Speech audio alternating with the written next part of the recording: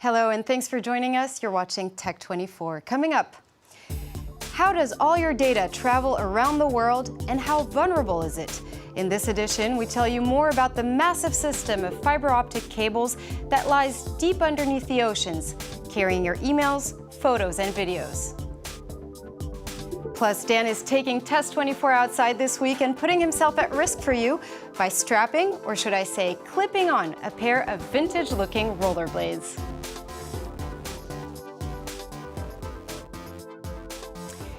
In our wireless satellite broadcasted world, it's easy to forget that most of our electronic communications run through wires sitting at the bottom of the ocean. The worldwide network of submarine fiber cables spans more than 800,000 kilometers and carries 99% of the world's internet traffic. So how do these cables work, and how do they get laid on the ocean floor? Our reporters met with the sector's leading company in France. Cables, more and more cables. Communication companies have been installing them for decades at the bottom of the ocean, and they're not ready to stop. The cables are used to transfer emails, documents, photos. This one can connect 200 million people. How? Through optical fibers, barely thicker than a strand of hair. They transfer light signals, which are used to transmit data at the speed of light. The fibers are covered with several layers of tubing, steel wires, and plastic to prevent damage. Modern cables have a lifespan of 25 years. Deep in the ocean, cables can be damaged by landslides, earthquakes, by anchors, and even by sharks who bite them. We sometimes find shark or fish teeth in them.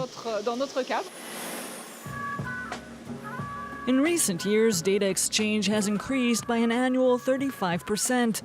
As communication keeps expanding, so does the network of cables being laid down in the sea. The longest measures more than 20,000 kilometers.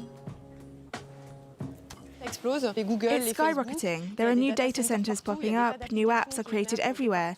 There's the cloud and so many videos. Last year we produced and installed enough cables to circle half of the planet. Installing them needs serious planning. This French company, one of the world's top producers, has built a 600-meter-long tunnel to bring the cables from the factory to a special vessel in the port. Inside the ship, the cables are rolled into a huge coil, which will be unrolled about 3 months later when the vessel gets to its destination, Alaska. There, the cables will connect 5 towns to improve their internet connections.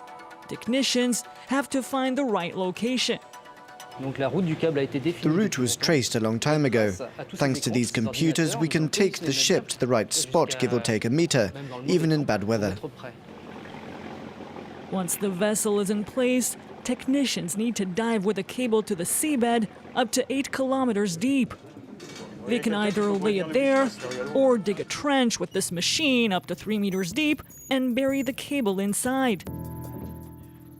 In the final phase, the engineers connect the cable to a landing station. The operation takes about 2 years. Linking to continents costs about 700 million euros. And this vast network at the bottom of the ocean has also been the epicenter of international intrigue for decades. In an operation dubbed Ivy Bells, the U.S. tapped Russian undersea cables to learn more about Soviet submarines and missile technology. And there's concern the spying is still happening now. For more on this, I'm joined by Dr. Richard Tynan, a technologist at Privacy International. It's an NGO that's working on trying to uncover surveillance practices around the world. Thanks for joining us, sir. Thank you. Now, in 2013, Edward Snowden revealed that spying agencies were tapping these underwater cables to collect intelligence. How big is this phenomenon? It's very, very big. We've seen a lot of countries buying the equipment that would allow them to tap into the fiber optic cables that land on their shores. But we've also seen from Edward Snowden that many of the countries are operating offensively on the fiber optic cables of other countries to try and gain access to the backbone of their internet communications. Now, how exactly does one tap into an underwater cable? It's a good question. There's usually three different ways to do it. One method is to wait until the fiber optic cable lands on shore and that the information from the light that traverses the cable is converted into digital information and they can obtain a copy of it there. Another way to do it is to wait until it arrives on shore, but still hasn't been converted into ones and zeros of data, and then use a prism or a bending technique which will allow them to gain access to the light that is on the fiber without actually destroying the light that carries the communication itself. They can then go and convert the light that they've taken off those cables into ones and zeros for them to have a copy of the information. And then finally, they can go to any point along the cable to try and potentially cut in or to try and potentially bend the cable again so that they can get as much information out of the communications that are traveling along the cable as possible. And now, how vulnerable would you say is our data today? Extremely vulnerable. I mean, many of these services that operate on the internet don't use basic encryption, and that means any point upon which our data is traveling could be considered a massive vulnerability for that data. Particularly fiber optic cables, because they carry almost all of the internet traffic around the world. And there are other things that we can do that will allow us to have encryption and anonymity online that doesn't necessarily rely on communications providers giving us the safety that we deserve. And so when we do that, we ought to presume that some agency along the path of our data will be trying to gain access to it. But by using these tools and techniques, we can kind of ensure that any adversary is going to have a pretty hard time trying to gain access to our data as it's communicating along these cables. And what would be the point of gaining access to our data for these big companies? So in many cases, it's countries that want access to it, and some of the companies that run the fiber optic cables would not claim that they would access the data for any other purposes.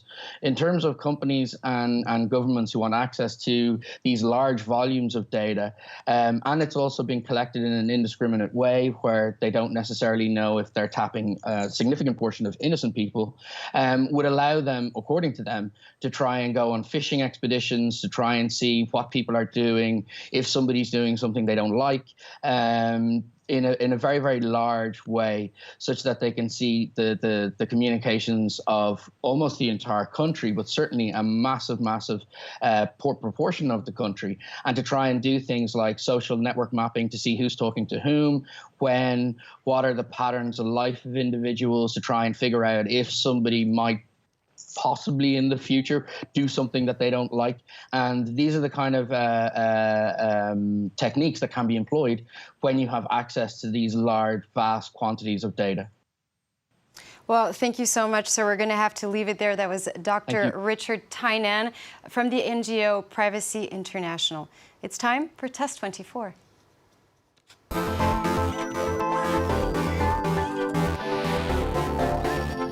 And our in-house expert, Dan and Jay Kattlecar, is outside of the studio to meet with Florent Tallara-Gravier, the co-founder of the French startup Flâneurs. Dan, take it away. Thanks, Julia. Today I'm going to test a set of roller skates. Now, why roller skates? What's so new about them? Well, the ones I am holding, which are made by the French startup Flâneurs, are a bit different than the traditional ones. Now, they have done it by engineering the sole of the shoe. As you can see here, there's a metal plate embedded in it with 2 slots. So all you have to do is step in your normal shoes, like the ones I'm holding, any sports shoe, and you just step onto the platform, and with a single click, your entire system is ready.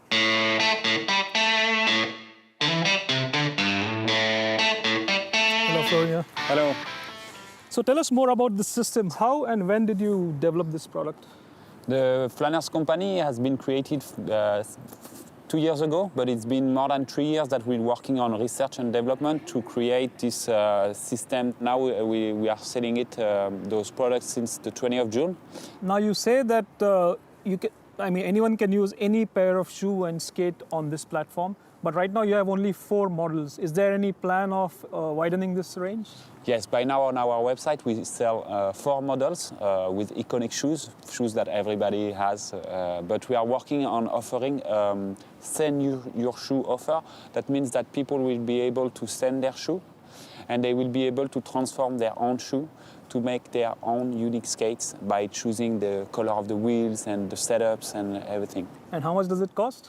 The one that you have in hands start for 420 euros, and there is a free delivery worldwide. As you can see, you just have to slide the platform in and click. It's ready. Ready to rock and roll. Let's go. Okay. Walking like an old man with a stick. Press.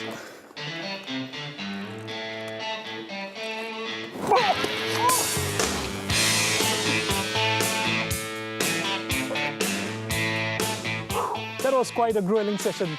Back to you, Julia. But before we do that, let's see how it's done by an expert.